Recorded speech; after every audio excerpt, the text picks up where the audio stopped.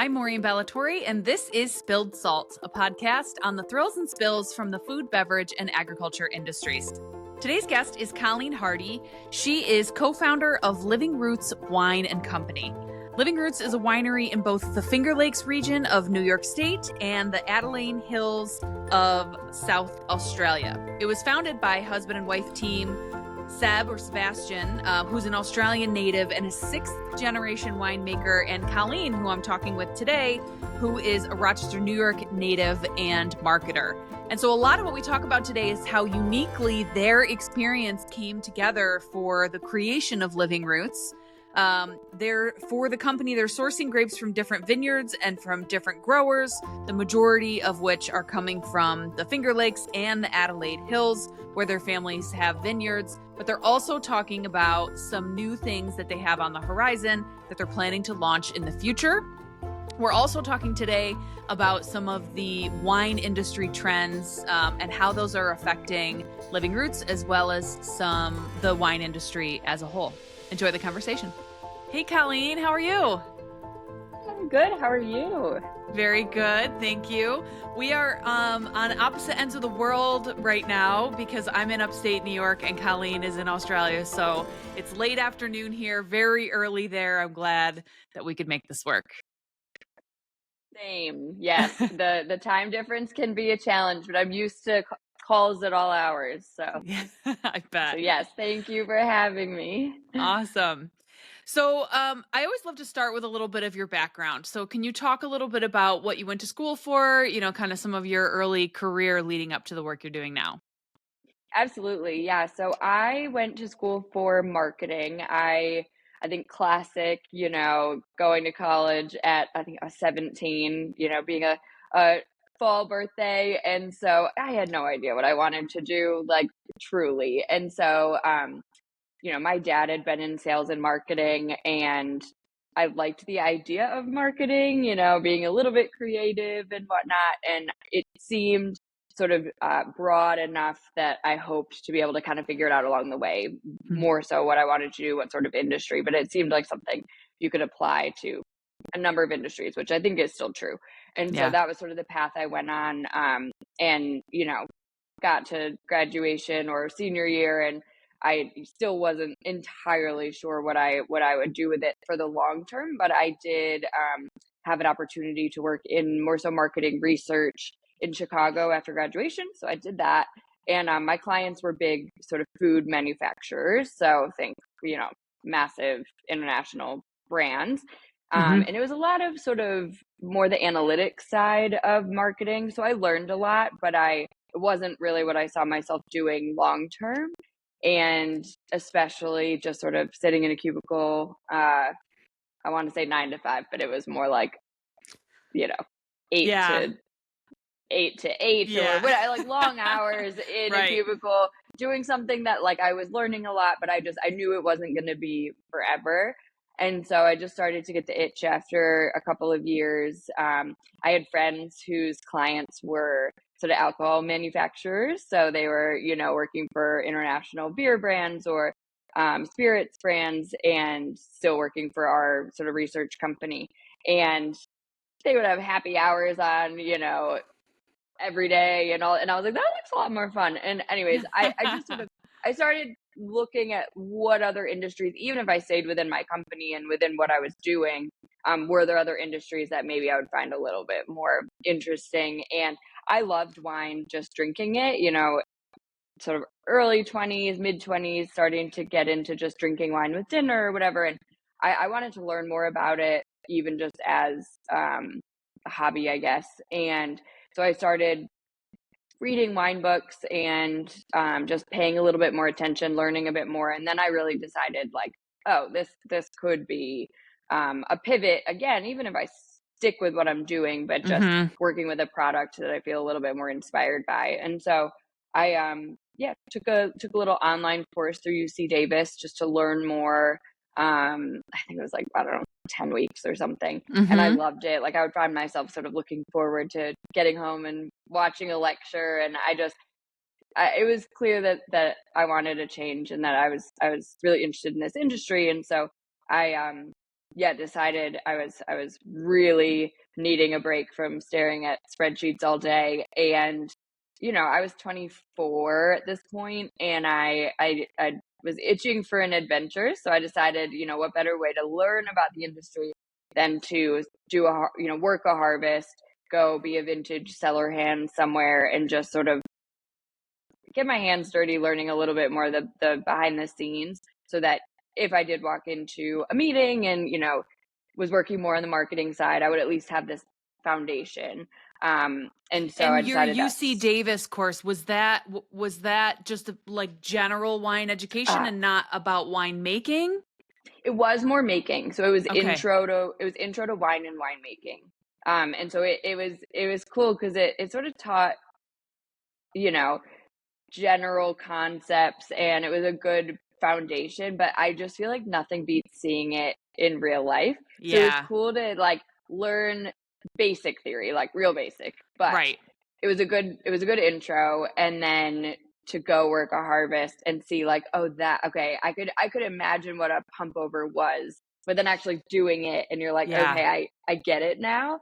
So that was sort of a really cool opportunity. Like, obviously, people, my husband went to university for winemaking. Like, there is so much I still don't know, Right. but it was a really good introduction for somebody who was just getting into it to sort of learn the basics and then see Mhm. it firsthand or be doing it.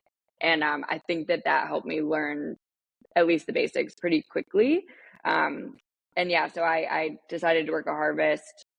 It was the wrong time of year to do it in the States, and I Mm. couldn't imagine waiting a whole year. It was like August, and I was living in Chicago, and so I was sort of like, okay, for me to move to back to New York, or because I'm from, upstate New York, so to move back and do a Finger Lakes harvest, or to go to California or whatever, like I would have had to wait a year, and Uh-huh. I didn't want to do that. And I thought, what better opportunity than now when I'm not attached anywhere. I'm flexible. And so I just decided, what, let's do it. Let's go to the Southern Hemisphere.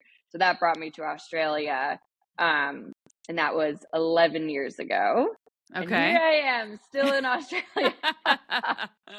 And you So split your yeah, time now, right? It's you yeah, spend a few months in Australia and you spend the majority of the year in New York State.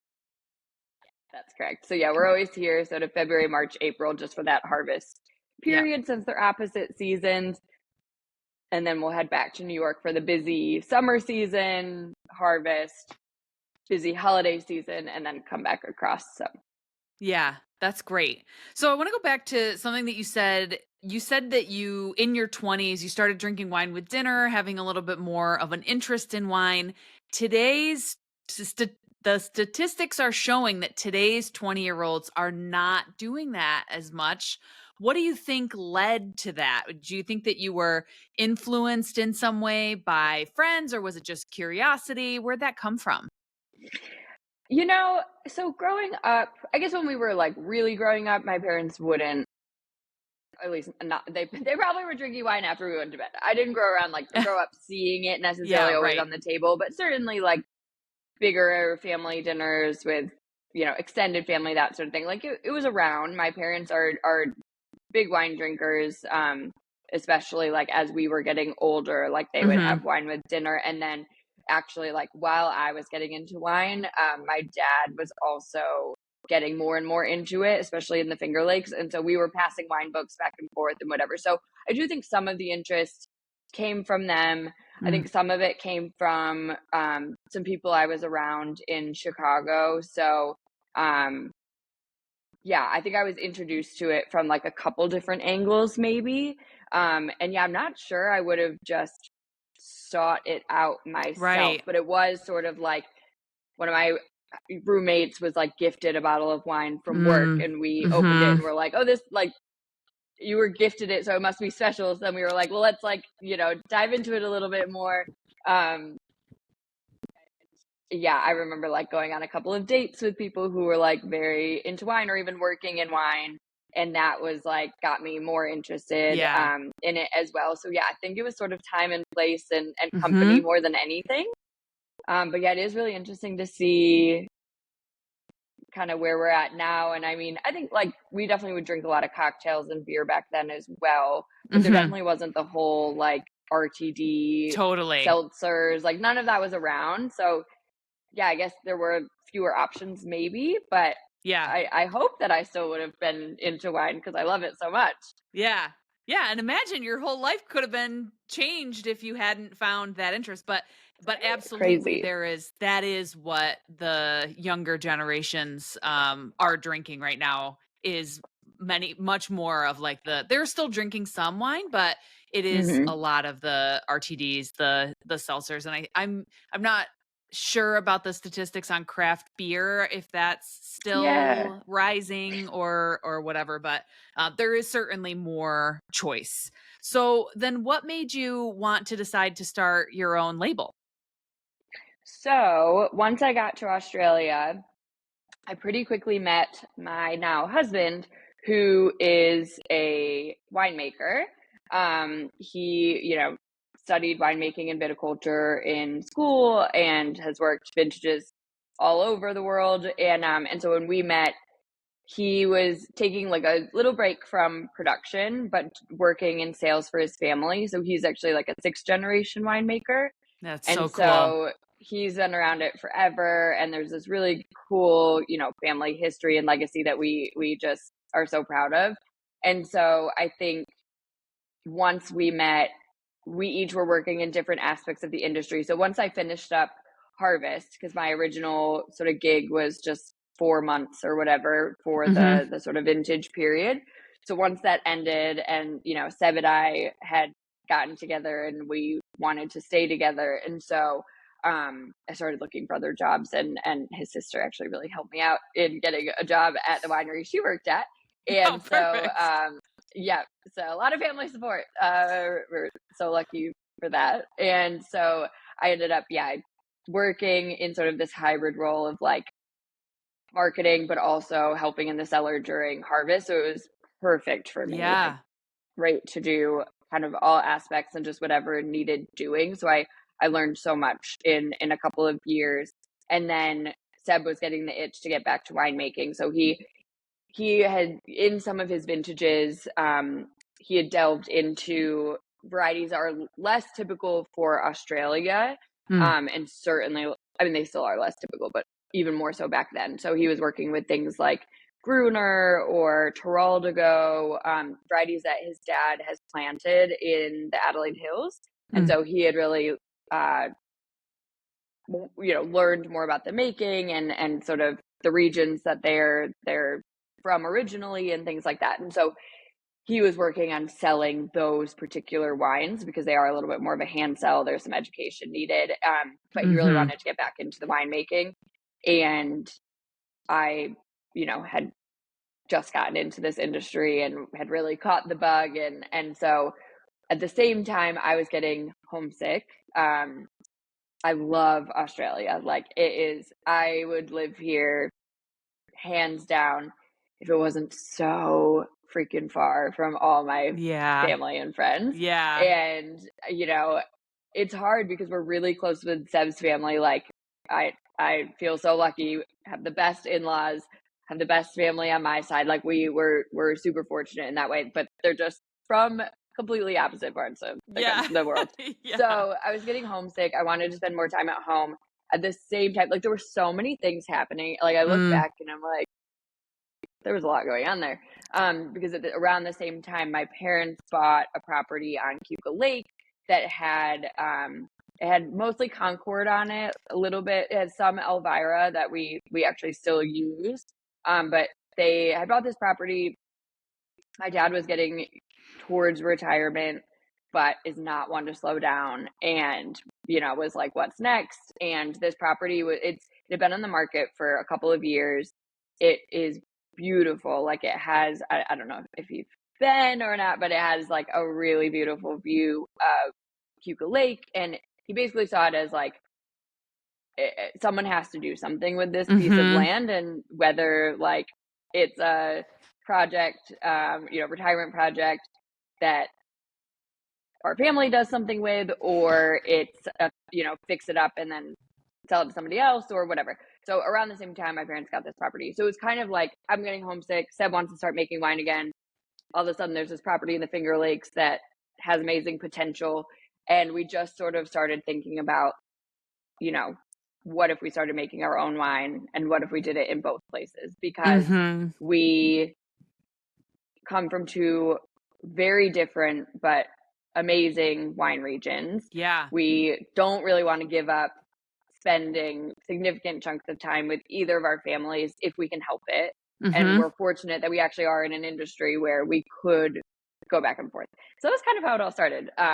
Long story long. Wow. But you're right. That is there were many things at play there that all happened to come together at the same time. What was the intention for your family buying that property on Cayuga Lake? Was it just like it seemed too good to let go, that your dad really wanted to have something to do with it, or did he know you had a bit of an inkling of this is for this? No, I think so. When he bought it, Seb was not. It's funny, they actually closed on it while I was doing that first harvest. Oh, okay. So Seb was not a factor at that Got stage, it. which is kind of crazy. It's like, oh, maybe wine isn't our future. I found a winemaker, but like it wasn't like that. But it sounds like that, but it wasn't like that. But yeah, so they bought it.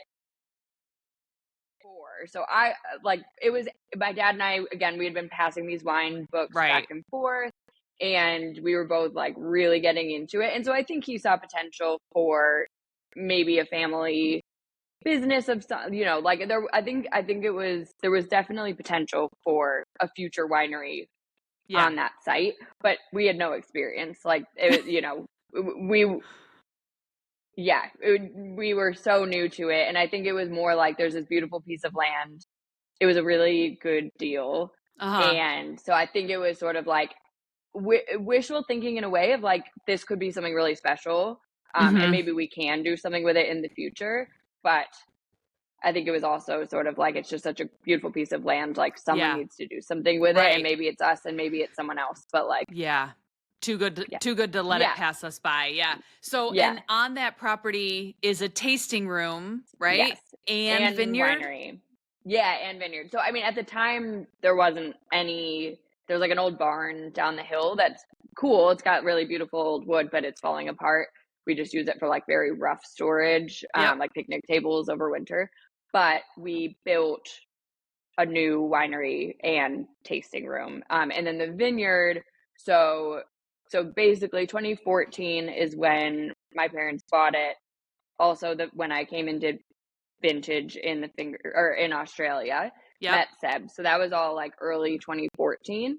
And then 2016 is when Seb and I went back to the Finger Lakes, started Living Roots, and we planted, my parents planted vinifera. So pulled out the Concord and planted that. So 2016, we planted Riesling, Chardonnay, Pinot Noir, and Cab Franc.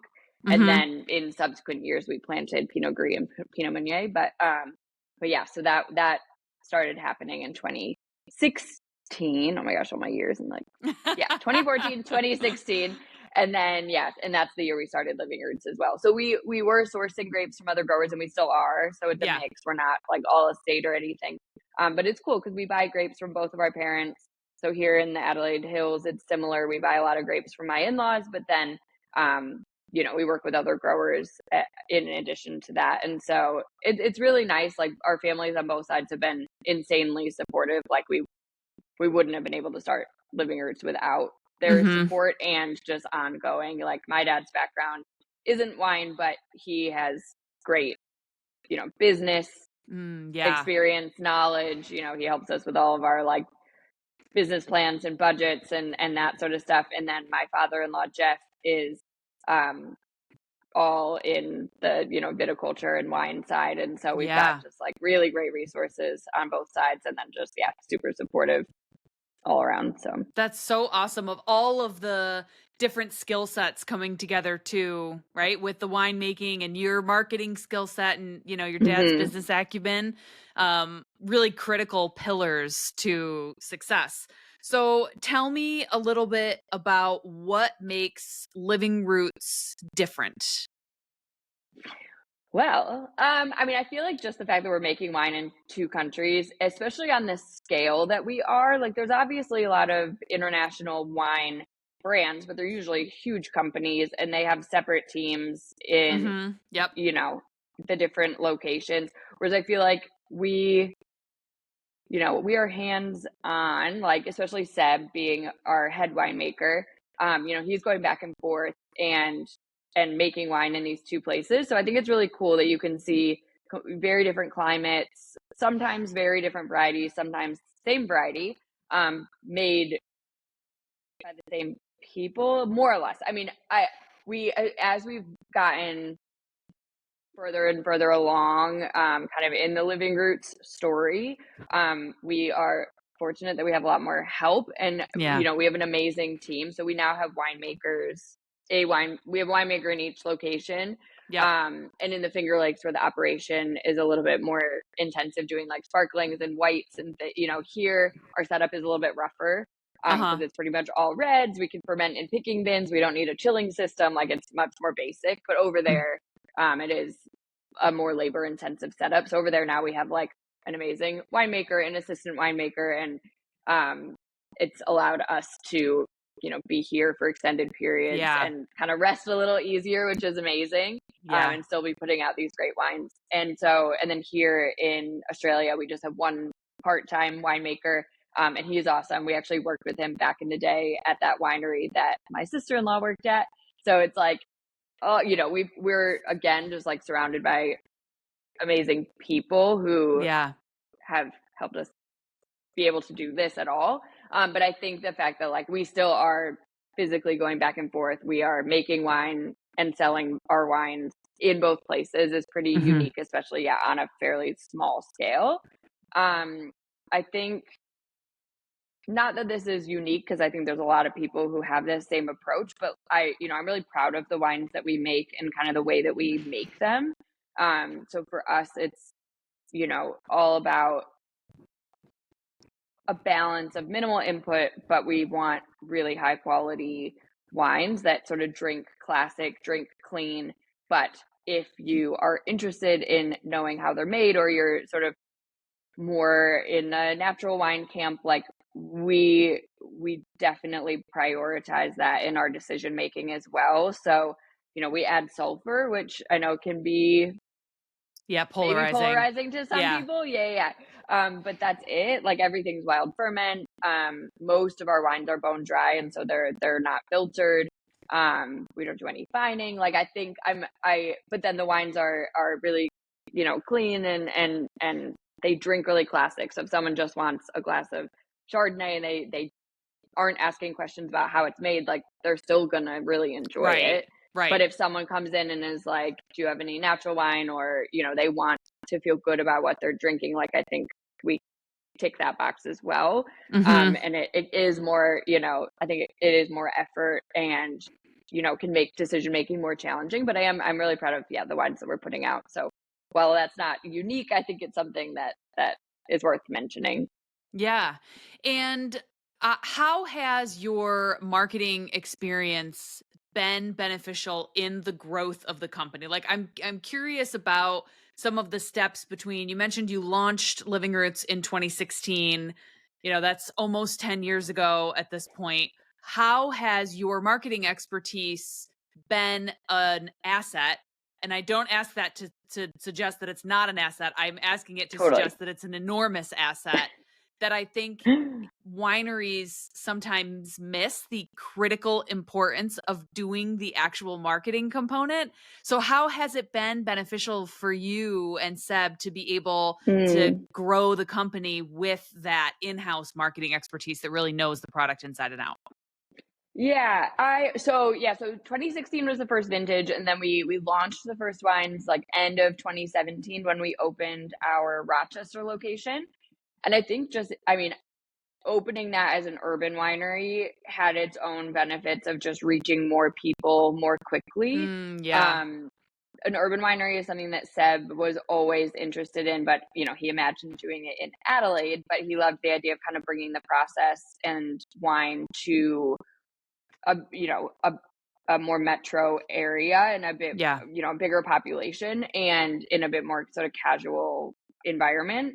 So that was something that he always wanted to do. And I think that was really smart, especially getting back to kind of drawing in younger wine drinkers. Yes. I think being Great in the city point. has helped us do that. So, looking at our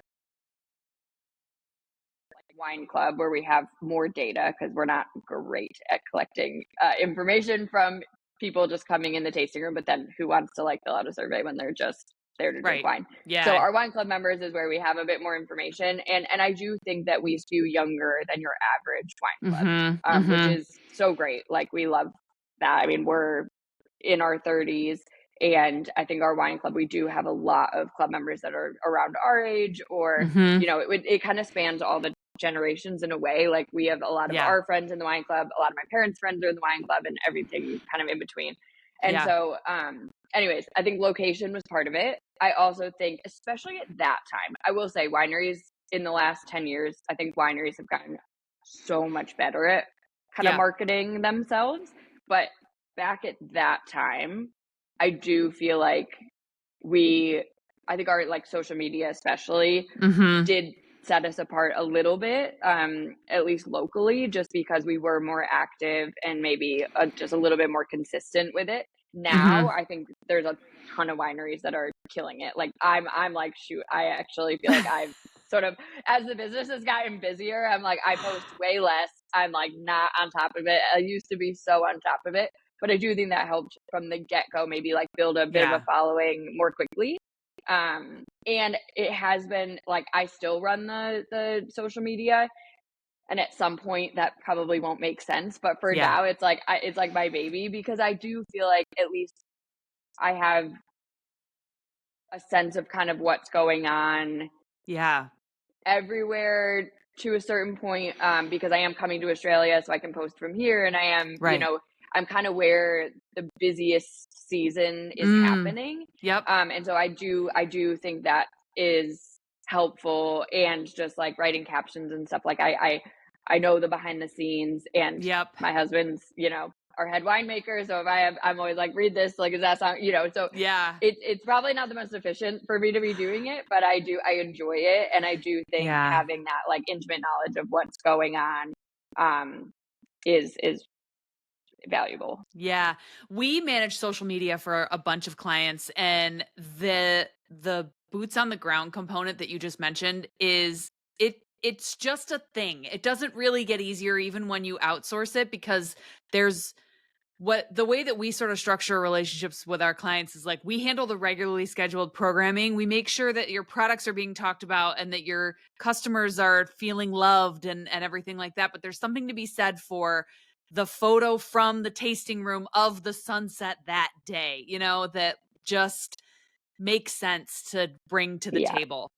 So and I need to be better about, I'm definitely I'm the person who I take the picture and then it sits in my photo app, and I've that's something I've always struggled with, is I take a picture and then I get distracted by something and then it never sees the light of day. So the real time stuff is it's a goal for me for this year. There you go. Well said. Well said. Yes. It's tough for everybody though. Is what I'm saying about it. So so where are your current tasting rooms? Because I know you have the Urban Winery downtown. That you still have that, even though you opened the Finger Lakes tasting room on Cuca Lake. Yeah.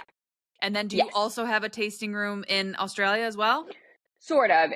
So I'm in it right now. This is our little cellar door on my in-laws' vineyard, and it's right across. They have a cellar door that's open 7 days a week.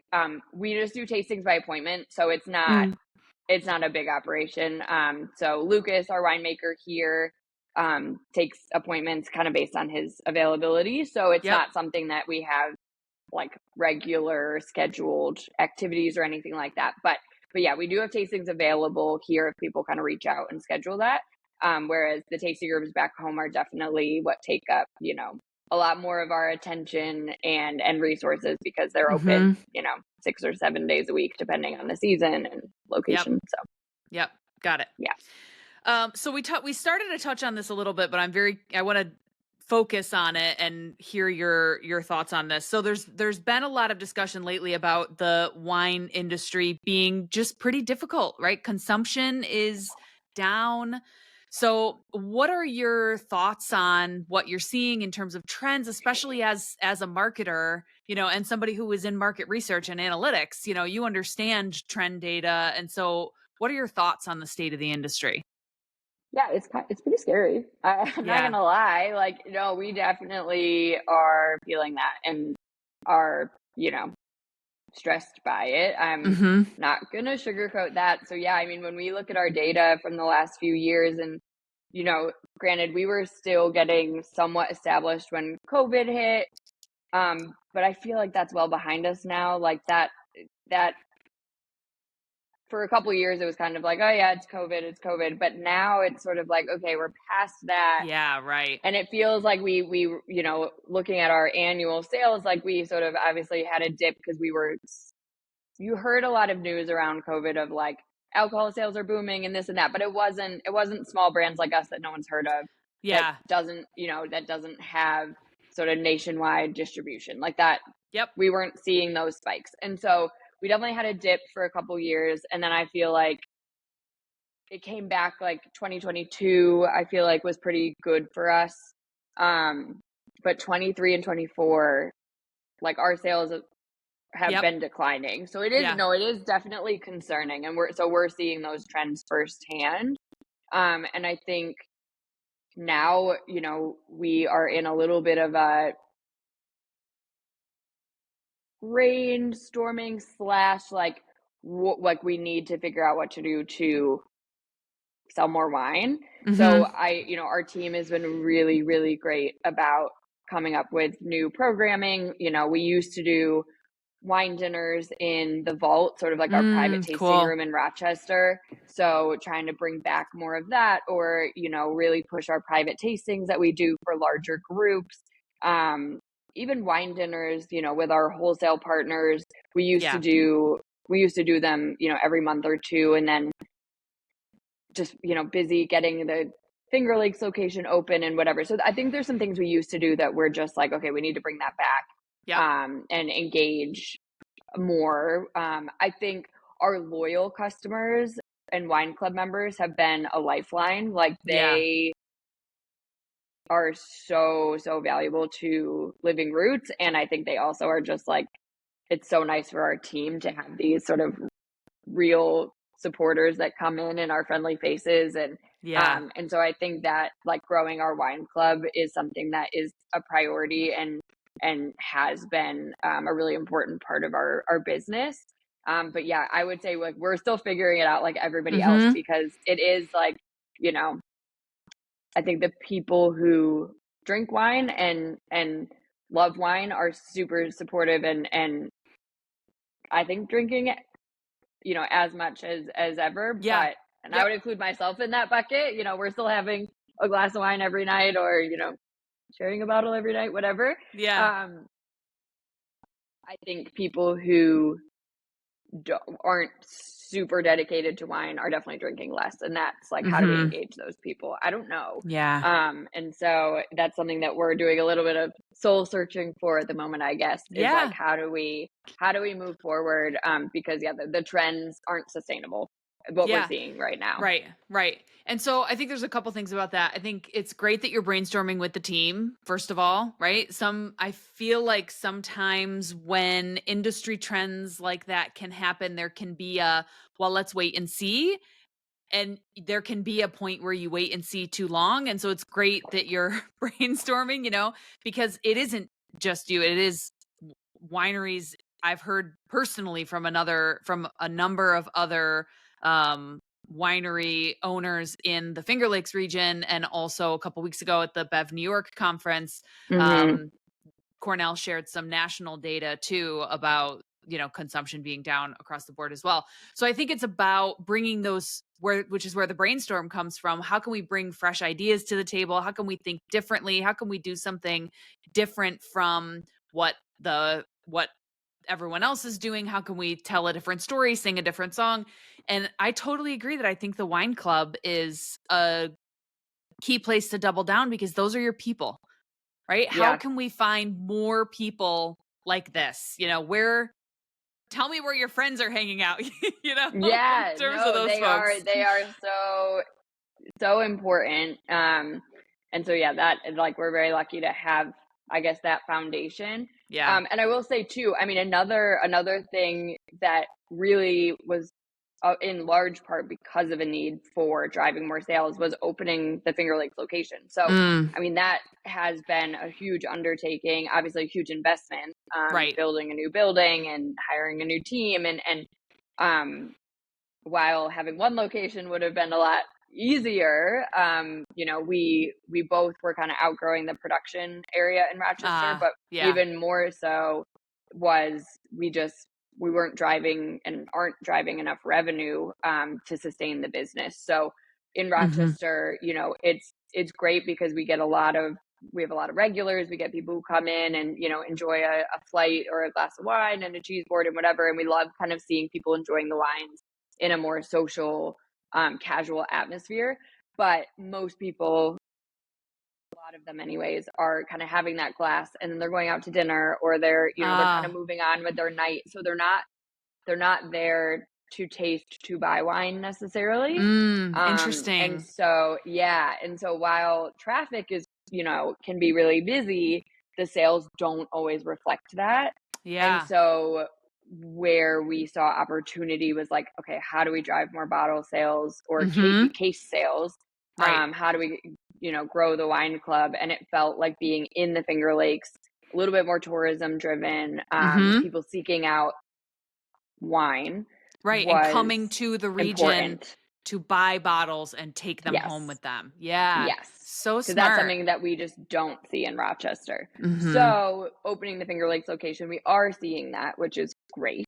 It is, what we had hoped would happen with people walking out with a box of wine. Like that is happening. So Yeah. that's really good. But obviously that has its own challenges and Yeah. it's, more overhead, more everything. Right. Right. But it's doubling down, right? It's like it's doubling down on what is working and Yeah. the trends, I mean, so even though like and I don't mean to be all doom and gloom about it, but like, even though we just talked about the reality of where the trend is in terms of consumption, there is still an opportunity to shine within the industry. And so it's a question of how do we do that? And I love that you really took a critical look at that to say, how can we drive what is going to make us the most money, which is the bottle sales and having people come and stay and experience. One thing that I speak to agritourism destinations about often too is how can you keep that customer sticky and keep them there on site longer too? So are you doing different kinds of food down there in the Finger Lakes compared to what you're doing in Rochester? It's pretty similar. So in both, actually, it's almost identical. So in both, we do like a charcuterie board. We have this Australian marinated cheese that people literally, like, we get people who come like pretty much just for the cheese. As much as we want the wine to be the main attention, and for most people it is, but this cheese is delicious. So fair. But yeah, so we keep it pretty simple, just like snacks to go along with the wine, but it's enough to keep you there. If you want to sit and hang out, enjoy a bite to eat.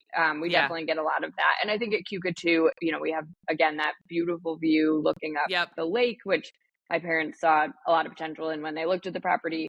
And so we sort of built the building just like to maximize that. And so, we've got a pretty big patio that people will just sit out for a while in summer. And, we've got a little like window that people can walk up and order another glass of wine or bottle out or whatever. So we try to make it really easy for people to just like enjoy, hang out.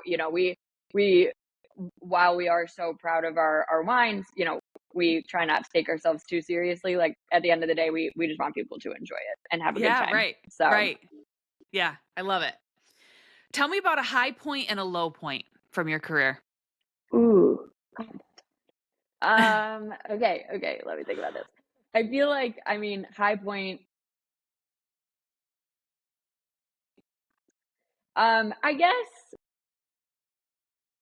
I mean, honestly, getting through the first year of Cuca was like Mm. probably high and a low in a way because I was so freaking burned out, Mm-hmm. and exhausted. But I think high point in that, like, it was a tough year and we got through it, and I think we're so much stronger for it. Like both as a business, I think even just like Seb and I, as you know, we are married and also running a business together, Yeah. and I think like that just working really hard as we always have done, but I feel like that year in particular, for me at least, felt. Anyways, I think that was like getting through that, and like we navigated it, you know, as best we could. And I think we came out of it feeling like I felt like we really accomplished something, as challenging as it was. So I think kind of like Yeah. getting through that was a bit of a high point. Also, like a very early high point, something that was just like more special, I guess, for me was I remember when our first shipment from Australia landed in Rochester. So this is before we opened. So this would have been, yeah, back in 2017. And, you know, because we make wine in two different countries and then we're Yeah. importing and exporting, which like even just learning that, like now I can Oh, do that totally. process. I mean, knock on wood, because who knows with like tariffs and just, I'm not even gonna go Yes. there. But now like the, you know, the process, what used to take me, I can do in like a few hours because I Mm-hmm. just like know, I know the systems. And but back then it was like a lot of just like, how do we even go about this? How do we import export? Like I, you know, it was all very new. And we had been living in Australia full time when we made those first Living Roots wines. So it was before we kind of Mm. moved back to upstate New York.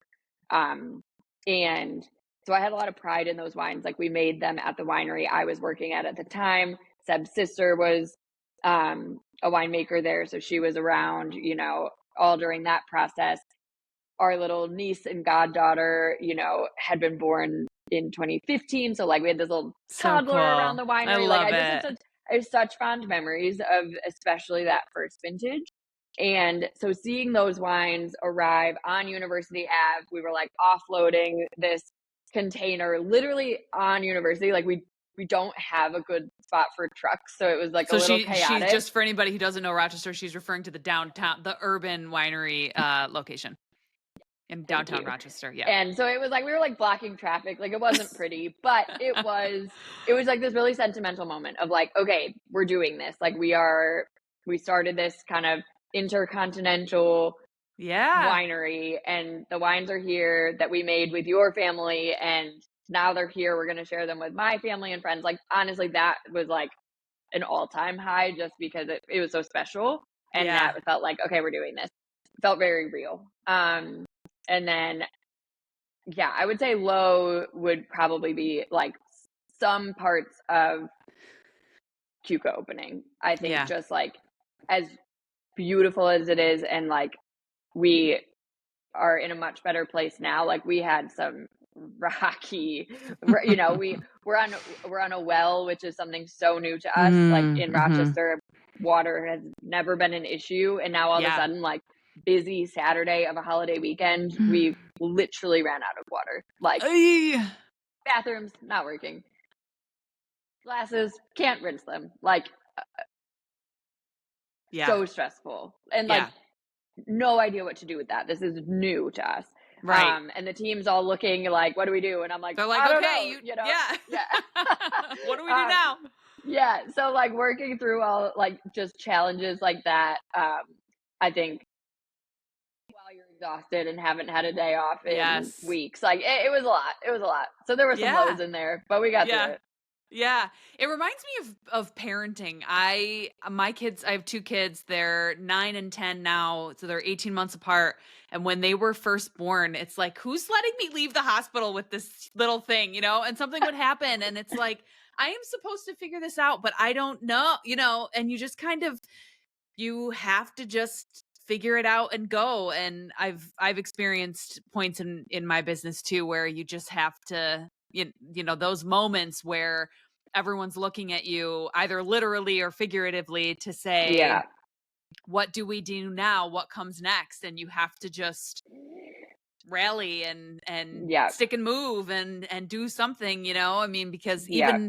even the lack of a decision is a decision at that Right. in a time like that. So Right. well, you made Right. it. You made it. And it's also, I love too that those are both pivotal moments in of, you know, the high and low in their own ways too, that have been, you know, that are markers in, you know, your overall growth. And it takes those high points and low points for you to be able Yes. to be excited about the experience of the journey. Exactly. Like it's, you know, I do think to accomplish those big sort of markers, like there are going to be highs and lows. And, Yeah. you know, I think with time, you sort of learn that more. And I mean, I think about stuff that I used to worry about, even like, I mean, I will say a bad review still really gets to me, but I Yeah. used to literally cry over it. Like, I'm not even kidding. Oh, We would get you know, I remember there was a time where we got a couple like 1-star reviews or something, and I literally like called my mom crying.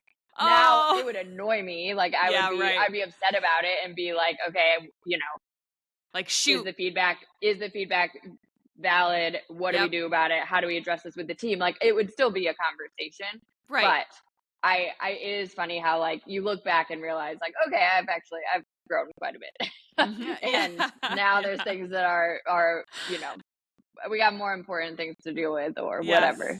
Yes. I cry a lot less at work now too, but I also remember Right? those It's early like days. it's so interesting to look back and think, huh, okay. Yeah.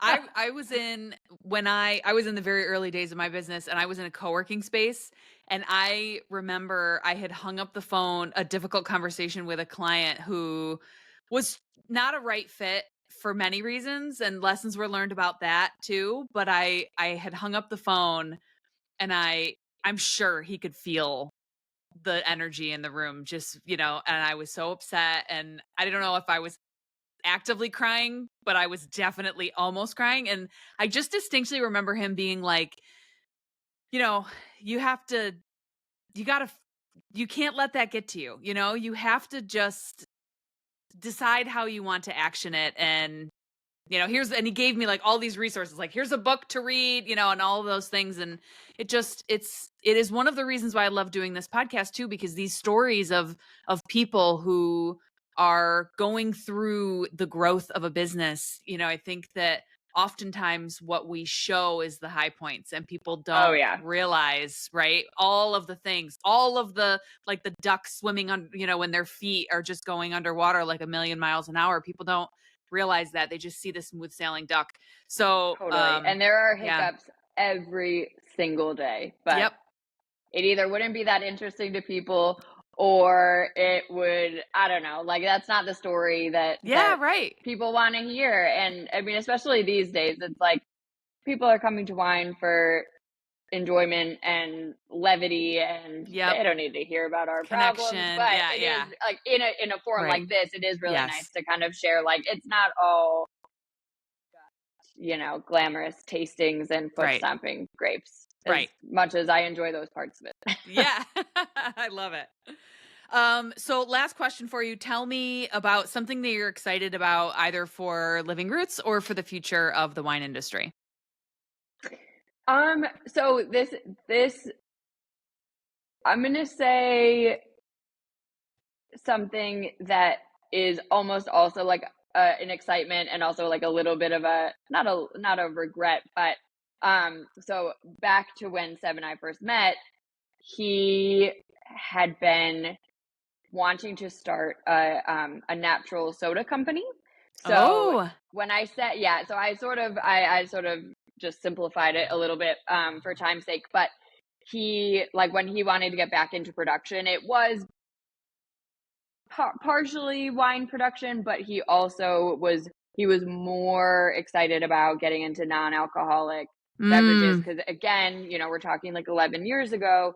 So at that time, it was obviously like the normal sort of soft drink brands, but there wasn't really any of the other like small artisan non-alcoholic stuff that we're seeing now. And so Yes. he, I think, saw a need for that, and for his own, you know, life balance, whatever, was like, it would be nice if there was something non-alcoholic that I could enjoy drinking more, because that, right, you know, we pretty much are drinking wine or sparkling water, and like, that's kind of it.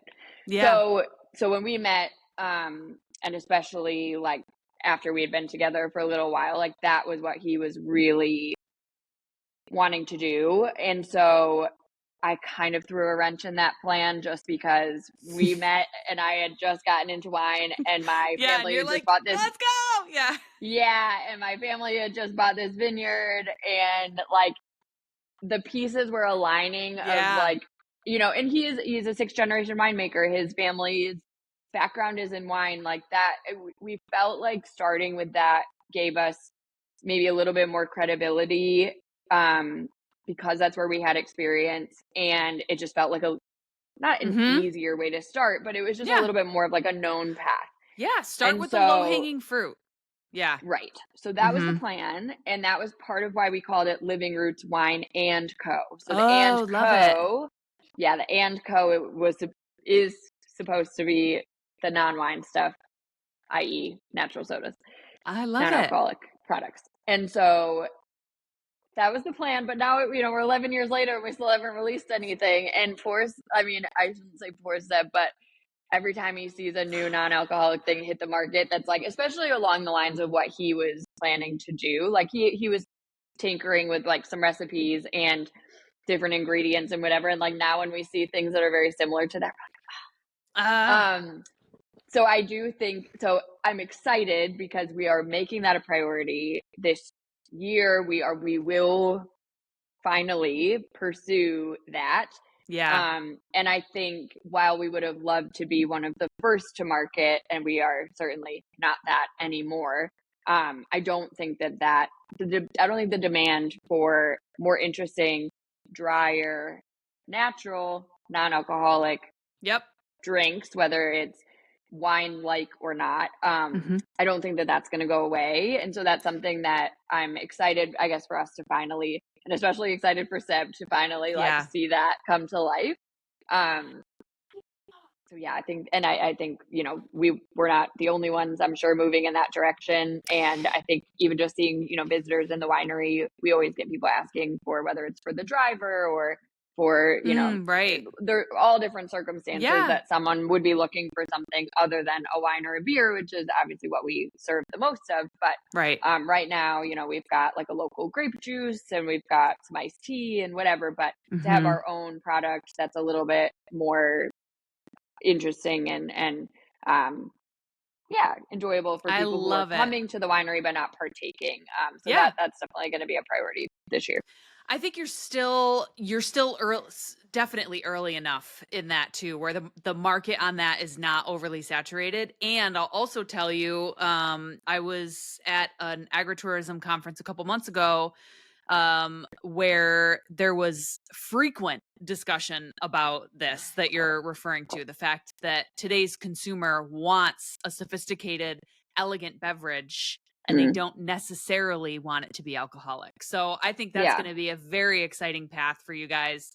And so and the fact that it'll be under Living Roots and connected to the wine brand too, I think again is something that is unique. That even for other options that are on the market, to be able to have something that's made by a winery. I love it. Yeah. Thank you. So fingers crossed we can pull it off. Awesome. Of course you will. Absolutely. Thank you so much for joining me today. This was awesome. I really appreciate you sharing your story and, you know, being transparent and honest about the whole thing too. It's refreshing. So thank you. Well, thank you so much for having me. And, you know, now I'm nice and awake. I've had my coffee. So now I can, you know, start my Saturday. I love it. Thanks so much, Colleen. Thank you. Thank you for listening to Spilled Salt. I'm your host, Maureen Ballatori. Spilled Salt is an Agency 29 production. Agency 29 is a brand building firm for food, beverage, and agriculture brands. Learn more at agency29.com. For more information about the podcast, visit spilledsaltpodcast.com. Use that website to send me questions or recommendations for future guests. I always love hearing from you. Spilled Salt is available anywhere you enjoy your podcasts. Please like and subscribe so you never miss an episode.